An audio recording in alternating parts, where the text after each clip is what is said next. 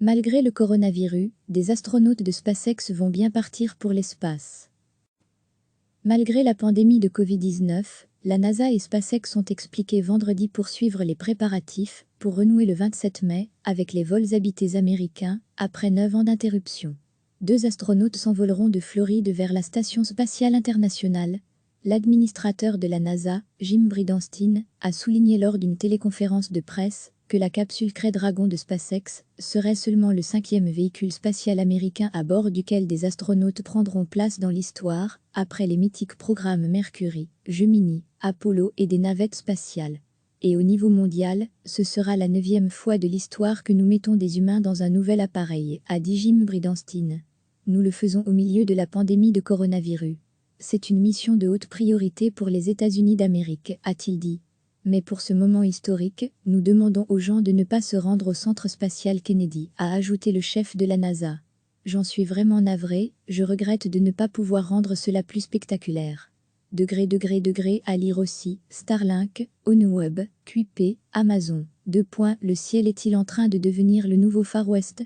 Bob Behnken et Doug Hurley, les 2 astronautes de la NASA qui s'entraînent depuis des années pour cette mission de démonstration appelée Demo 2, resteront à bord de l'I-131 et 4 mois, mais la durée exacte dépendra du calendrier de la mission suivante, a dit Steve Stich, de la NASA. Crew Dragon a la capacité de rester en orbite environ 4 mois, 119 jours. Pour SpaceX, société fondée par Elon Musk, qui a aussi créé Tesla, faire voler des astronautes sera une consécration. L'ex-startup a damé le pion au géant Boeing, qui a raté la mission de démonstration non habitée de sa capsule Starliner, et va devoir la recommencer. SpaceX, financé à hauteur de milliards de dollars par la NASA depuis la fin des années 2000, ravitaille déjà en fret, lisse depuis 2012, et s'est imposé comme le leader des lancements privés grâce à sa fusée réutilisable, Falcon 9. Le décollage est prévu du centre spatial Kennedy le 27 mai à 16h42, 22h42 heure belge, avec un amarrage prévu à la station environ 19 heures plus tard, le 28 mai. Recevez chaque matin l'essentiel de l'actualité. Malgré la pandémie de Covid-19, la NASA et SpaceX ont expliqué vendredi poursuivre les préparatifs pour renouer le 27 mai avec les vols habités américains après 9 ans d'interruption. 2 astronautes s'envoleront de Floride vers la Station spatiale internationale. L'administrateur de la NASA, Jim Bridenstine, a souligné lors d'une téléconférence de presse que la capsule Crew Dragon de SpaceX serait seulement le 5e véhicule spatial américain à bord duquel des astronautes prendront place dans l'histoire, après les mythiques programmes Mercury, Gemini, Apollo et des navettes spatiales. Et au niveau mondial, ce sera la 9e fois de l'histoire que nous mettons des humains dans un nouvel appareil, a dit Jim Bridenstine. Nous le faisons au milieu de la pandémie de coronavirus. C'est une mission de haute priorité pour les États-Unis d'Amérique, a-t-il dit. Mais pour ce moment historique, nous demandons aux gens de ne pas se rendre au centre spatial Kennedy, a ajouté le chef de la NASA. J'en suis vraiment navré, je regrette de ne pas pouvoir rendre cela plus spectaculaire.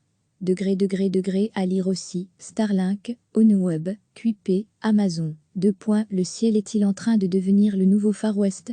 Bob Behnken et Doug Hurley, les 2 astronautes de la NASA qui s'entraînent depuis des années pour cette mission de démonstration appelée Demo 2, resteront à bord de l'I-131 et 4 mois, mais la durée exacte dépendra du calendrier de la mission suivante, a dit Steve Stich, de la NASA. Crew Dragon a la capacité de rester en orbite environ 4 mois, 119 jours. Pour SpaceX, société fondée par Elon Musk, qui a aussi créé Tesla, faire voler des astronautes sera une consécration.